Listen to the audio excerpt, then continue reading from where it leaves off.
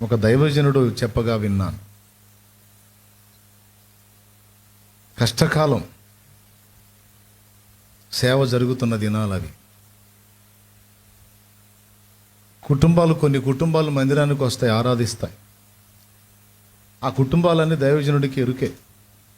అప్పుడప్పుడు గృహ దర్శనాలు చేస్తుంటాడు.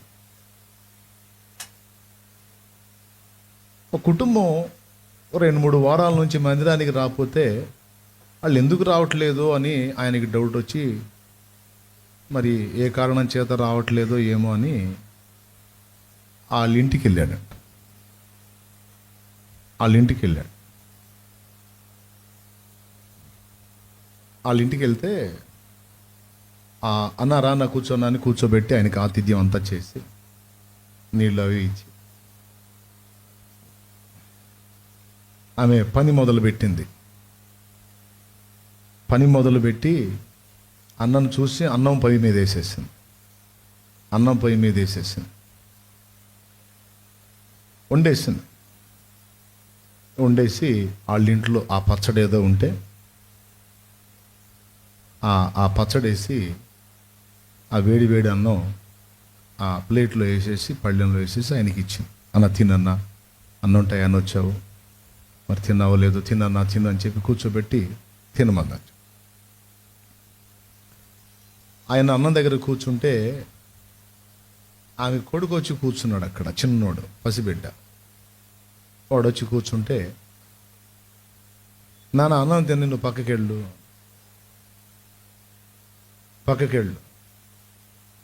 అంటే వాడు ఆకలి అవుతుందమ్మా అని అన్నాడు.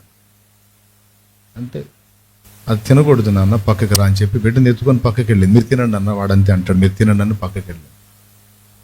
ఈయనకు బాధ వేసింది. వాడు ఆకలి అవుతుంది అన్నాడు, అన్నోడిని తీసుకొని పోని వాడికి ఏమన్నా వేసిద్దంటే ఏమి ఇట్లా ఉన్నదంతా ఈయనకే వండింది, ఆయన ప్లేట్లోనే వేసింది, ఇంకా లేదు కూడా. అప్పుడు ఆయన, అమ్మ రాని అమ్మ తినని వాడిని కూడా తినని అమ్మ అన్నట్ట దైవజనుడు. లేదని వాడు తినకూడదులే అన్నాడు. ఎందుకు తినకూడదు అన్నాడు. తినకూడదులే నన్ను తినన్నా. ఎందుకు తినకూడదు చెప్పమ్మా, నాకు చెప్పకూడదా చెప్ప. అవి 10వ భాగం బియ్యం అన్నా, అవి దేవునికని కేటాయించినాయి. మందిరం కాడికి తీసుకొద్దామంటే ఛార్జీకి డబ్బు లేక రాలేదన్నా. ఈ 2-3 వారాల నుంచి అందుకే రావట్లేదు. ఇంట్లో కూడా ఏమీ లేదన్నా, అందుకే వాడు ఆకలితో వచ్చి నీ దగ్గర కూర్చున్నాడు. అయినా పర్వాలేదన్నా, ఏసై ఇస్తాడు, వాడు ఓర్చుకుంటాడు. ఆయన దైవజనుడు, నువ్వు నా ఇంటికి వచ్చావు, నిన్ను ఖాళీ కడుపుతో పంపకూడదు, నాకు ఉన్నదాన్నంత ఆహారం పెట్టి పంపించాలి, నన్ను ఏసై ఆశీర్వదిస్తాడు. తినన్నా, అది దేవుని కొరకు కేటాయించింది, అది దైవజనుడు తినదగింది, మేము దాన్ని ముట్టకూడదన్నా. ఏడ్ చేశాడంట అక్కడే, ఏడ్ చేశాడు. ఇంత యథార్థత, ఇంత నమ్మకత్వం, ఇంత విశ్వాస్యత. కన్నీళ్లు పెట్టుకొని, సరేమ్మా 10వ భాగం మీ వండావు, నాకు కంచంలో పెట్టేసావు, ఇది నాది, దేవునికి చెందింది, ఇది నాది, బిడ్డకి పెట్టకూడదా అన్నాడు. అప్పుడు మౌనం అయిపోయాడు. రారా అని వాడిని పిలిచి, నాదే, నా దేవుడిది, నీకు ఇస్తున్నాను అని వాడిని కంచంలో పెడితే వాడు తిన్న తర్వాత అది కూడా తినలాగా తిన్నాడు. తినకపోతే బ్లెస్సింగ్ రా, ఏదో ఒక ముద్ద ముట్టి వాడికే కేటాయించి కన్నీళ్లతో నిలబడి ప్రార్థన చేశాడంట. నా బిడ్డలు పస్తులు ఉంటమేంది ప్రభువా, నా బిడ్డలు పస్తులు ఉంటమేంది ప్రభువా, నీ పిల్లలు కదా, నీ రక్తం ఇచ్చి కొనుక్కున్న నీ సొత్తు కదా, నా బిడ్డలకు పస్తులేంది ప్రభువా, నా బిడ్డలకు కరువేంది ప్రభువా, నా బిడ్డలకు దరిద్రత ఏంది ప్రభువా, ఆశీర్వాదానికి వారసుల్ని చేస్తానన్నావే, ఆశీర్వాదానికి వారసులుగా మిమ్మల్ని పిలిచానన్నావే, శాపానికి ఆస్పదంగా ఎందుకు చేశావయ్యా అని ఏడ్చాడు.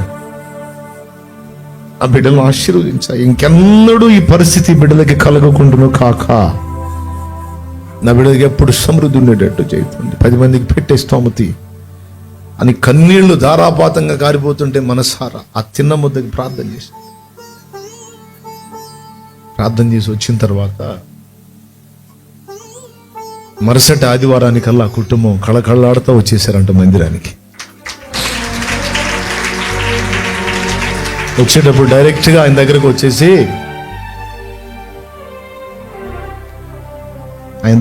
చెబుతున్నారంట, అన్నా దేవుడు చూసావు ఎంత కార్యం చేశాడో, దేవుడు చూసావు ఎంత కార్యం చేశాడో. ఆయన అన్యాయసుడు కాదన్నా. ఒక దశలో శ్రమలో నలిపినా ఆయనకు నమ్మకంగా ఉన్న వాళ్ళకి, ఆయన ఎడల విశ్వాస్యత కనపరిచిన వారికి ఆయన ఏ మేలు కొదువు చేయడన్నా, అడుగు వాటికంటే ఊహించే వాటికంటే అధికంగా చేస్తాడన్నా. అది రుజువు చేశాడో. అది ఈ వారంలోనే జరిగిందన్నా.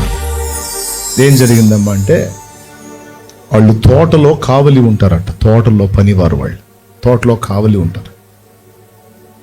ఆ తోట యజమానుడు వాళ్ళ పిల్లలు వేరే దేశంలో సెటిల్ అయితే అక్కడికి వెళ్ళిపోతానికి రెడీ అయ్యి ఈమె భర్తను పిలిచి, అది ఎకరాల తోట, 2 ఎకరాలు ఉందో 3 ఎకరాలు ఉందో 5 ఉందో తెలియదు. ఎకరాల తోట, చెట్లు ఫలాలు మొత్తం ఉన్నాయి. పిలిచి, రా, నేను వేరే దేశం వెళ్ళిపోతున్నాను, నా పిల్లలు అక్కడ సెటిల్ అయిపోయారు, మరి నేను అక్కడే ఉండిపోతే మరి తోట ఏం చేసుకునేది? ఇన్నాళ్ళు నాకు నమ్మకంగా ఉన్నావుగా, రా రిజిస్టర్ ఆఫీస్ పోదందా అన్నాడు. దేనికయ్యా? కూలోండి, నేను కూలిస్తే సరిపోయిద్ది నాకు అంటే. కాదు, నోరు మీరు రావాయ్ అని తీసుకెళ్ళి రిజిస్టర్ ఆఫీస్కి తీసుకెళ్ళి ఆ ఎకరాల తోటను ఆయనకి రిజిస్ట్రేషన్ చేసేసి ఓ వెళ్ళిపో బాగున్నాడు.